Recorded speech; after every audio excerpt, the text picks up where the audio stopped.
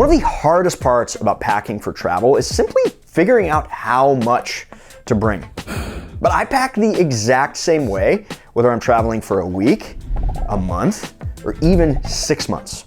Not only does packing this way enable me to skip the check-in line at the airport, but I can walk onto flights with very strict bag policies without worry. And I still have a wardrobe that works in a variety of circumstances and even lets me travel across multiple climates on the same trip. So today, I'll show you that exact packing setup. I'll give you a few tricks to make this easy, and I'm gonna share the circumstances where actually you wouldn't want to do this. Let's dive in. So first, how do you decide how much clothing to bring? I think many travelers look at how many days their trip is and they say, okay, my trip's 10 days, I need 10 outfits. Sounds reasonable, right? But it's actually way too much. What you want to do instead of thinking in days or outfits is build a kit. Some people call it a capsule wardrobe, but the idea is simply to build an assortment of pieces that all work together, and when combined, this small number of pieces covers way more days than you think it would. So here's mine. 5 tops, typically a few crew neck tees, a polo, and a long sleeve button up. This combo covers basically every scenario: sightseeing during the day, chilling at the place, getting some work done, going out for drinks, or a nicer dinner. If I get cold, I'll add layers. If I'm warm, I can shed layers.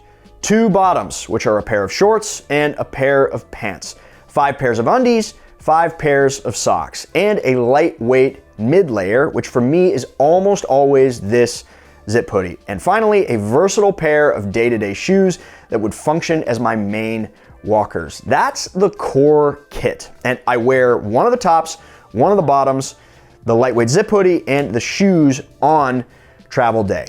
There's a few more things I pack, but whether or not you pack them depends on you. First, I like to work out when I travel, so I've always got a dry fit style shirt and a pair of shorts, which doubles as swim trunks if needed, and then a pair of running shoes. You may not need running shoes. This could also be a pair of dress shoes, a pair of sandals, different pair of sneakers, or nothing at all. And I've got some back at the place clothes for sleep and slow mornings. These lined sleep shorts and a super soft tee that basically doubles as an eye mask in a pinch. And then I mentioned multiple climates. I'm typically also always traveling with a packable puffer jacket. And so if I'm in a place that's very cold, I'm layering up, and that puffer jacket is my outer layer. I also tend to travel with a lightweight packable rain jacket. Those two things are just always in the bag. All of the clothing fits into one single packing cube, and I'll put the extra pair of shoes in their own pouch as well, so I don't get any dirt in my bag. Hey, if you've gotten value out of this video so far, please hit that like button. And if you like videos like this, make sure and subscribe, because there is way more where this came from. Thanks. So why this setup and how does it work? Well, I told you I packed just 5 tops, but 5 tops is not 5 days of clothes. It's many more for a couple of reasons, right? One, many, if not all of them, are usually pieces made from merino wool. And if you don't know, merino is a really good travel fabric because it can be worn multiple times without washing. The general rule of thumb is you can wear a merino shirt like 3 times before you need to wash it. Basically, merino naturally is resistant to odor and it's temperature regulating. So do the math. 5 tops times 3 wears is up to 15 wears before needing to wash. Second, basically any trip we take longer than a week to 10 days, we try to book at least one place that has a washing machine. And I know somebody watching this right now is going, laundry, dude, I'm on vacation. I don't want to do laundry. You do you.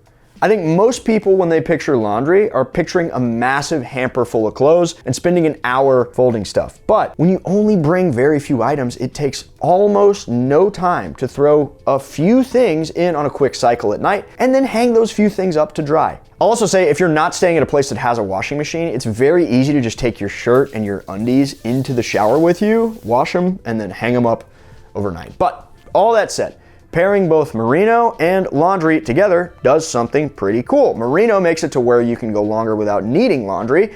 Having the option to do laundry makes it to where you can just generally travel with less. And because every piece you're bringing goes with every other piece, there's not a ton of decision fatigue. You just grab a top, grab a bottom, done. Now, this approach definitely isn't for everyone, but for me, it has completely systematized and streamlined this part of travel. Obviously, if you've got a wedding or a black tie thing to attend, this kit is not covering that. And if a trip has one big specific activity, you might just rent the gear when you get there. For example, we went skiing in the Bavarian Alps in the middle of a 6-month full-time travel extravaganza, and the pants, the helmet, the boots, those all got rented when I rented my skis. And because basically everything you need fits in 1 or 2 cubes, you can likely choose a bag that is gonna pass the sizers on very strict airlines. Because it's basically the same kit every time, you never have to start packing from scratch. You may swap in and out different pieces, but still you've only got so many slots to fill. So packing for a trip, personally,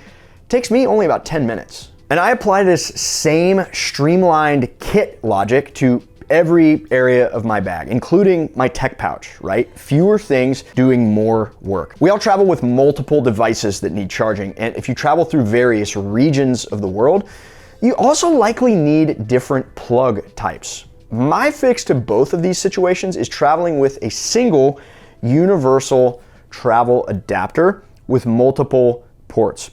For years now, I've been traveling with universal travel adapters by EPICKA. I've taken them to over 30 countries now at this point, and this is their newest release, which is a big upgrade from their best-selling model, the EPICKA Air 65 watt.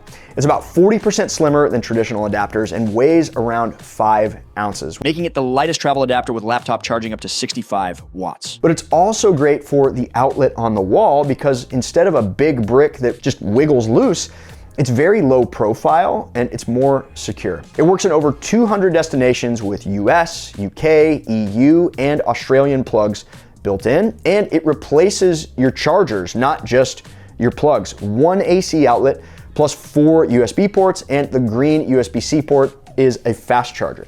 65 watts, which is laptop level power. That takes an iPhone 17 from 0 to 65% in about 30 minutes, or a MacBook to 80% in around an hour.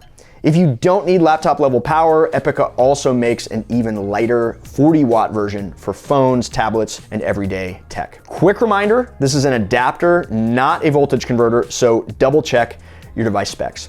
Laptops, phones, cameras are fine, hairdryer, not so much. This thing is great, and EPICKA is celebrating its 9th anniversary with some special deals right now. So I'll drop a link below along with a discount code. Big thanks to our friends at EPICKA for sponsoring today's video. Now, another way I've streamlined my tech pouch is by slowly getting everything I bring to charge via a single cable type. Phone, laptop, earbuds, even my beard trimmer all runs on USB-C now. Every cable type you eliminate is a little less bulk, and it's just uncomplicating your life. That covers tech. Toiletries are the last category, and this is where people really pack for the calendar. But a 3-week trip does not mean 3 weeks of shampoo in your bag. Shrinking your toiletry kit is simple. The easiest way to do it, by far, is attack the liquids. Liquids are the weight, liquids are the bulk, and they're the main thing in your bag complicating your life when you go through airport security. So, 2 things. First, swap liquids for solids wherever you can. Go with a bar of soap instead of liquid soap. Stick deodorant instead of spray, because technically that aerosol spray is counting against you. The only thing in my bag that even counts as a liquid at this point is toothpaste, hair gel, and sunscreen. Any liquids you do bring, remember, it's gotta be 3.4 ounces or smaller per container, and it's all gotta fit in a single 1-quart bag. Second, think about what's gonna be available to you there. Most hotels give you shampoo and soap, and basically every Airbnb is supposed to stock body wash and shampoo too. Don't forget, people everywhere need toothpaste, shampoo, etc. So if you run out of something, you can just buy it there. The only thing I'd be worried about running out of is stuff like medication and contacts. If you want to hear a breakdown item by item of every single thing I travel with, check out this video right here. Or if you're interested in a similar type of video, but from a woman's perspective, check out this video my wife made right here. Thank you so much for watching. Happy travels.